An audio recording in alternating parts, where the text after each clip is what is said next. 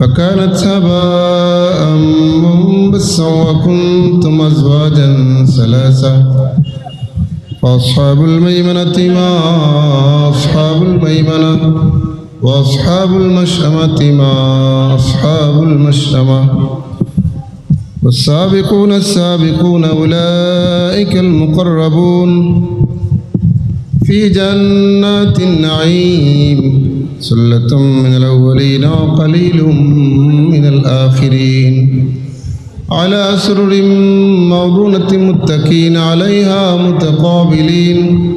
يطوف عليهم ولدان مخلدون بأكواب وأباريق وكأس من معين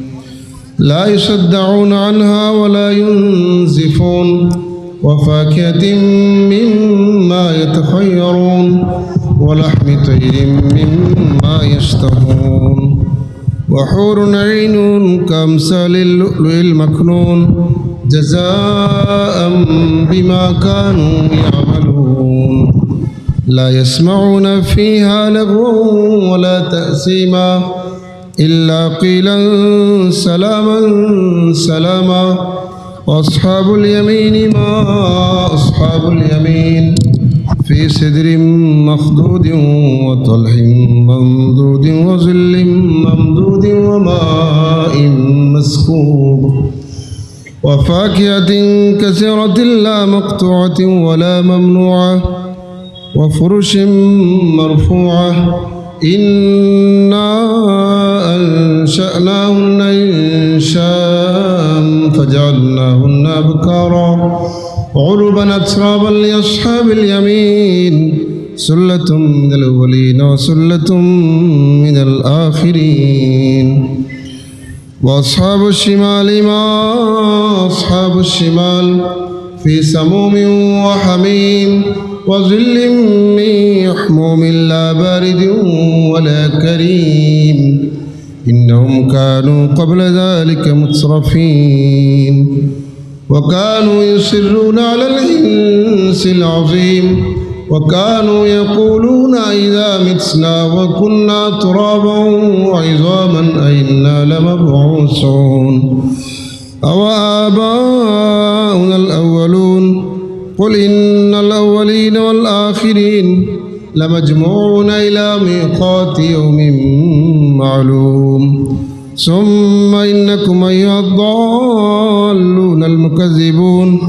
لآكلون من شجر من زقوم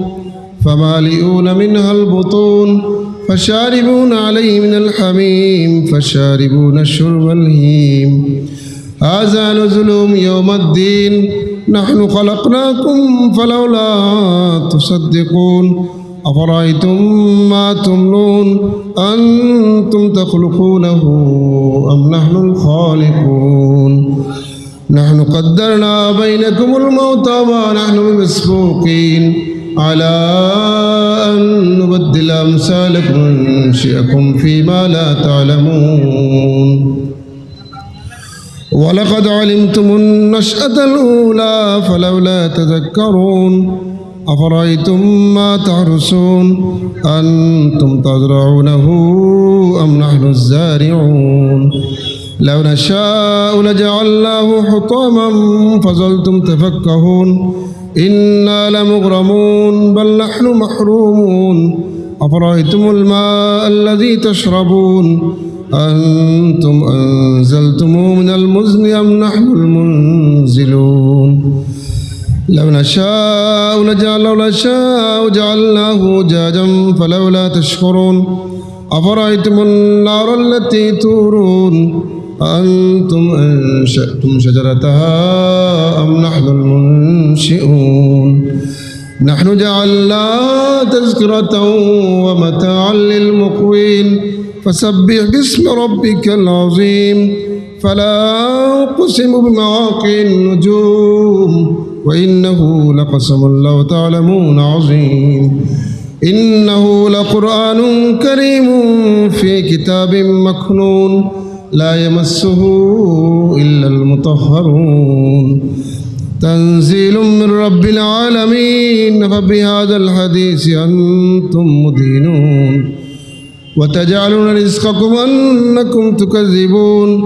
فلولا إذا بلغت الحلقوم وأنتم حينئذ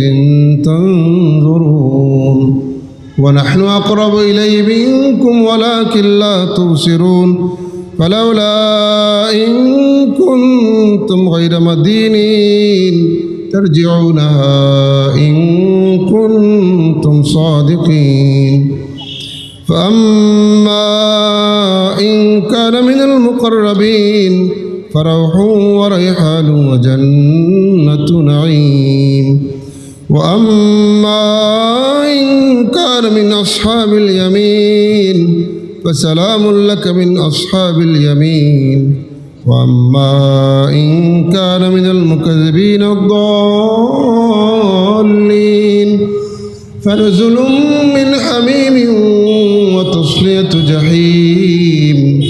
إن هذا لهو حق اليقين فسبح باسم ربك العظيم صدق الله العظيم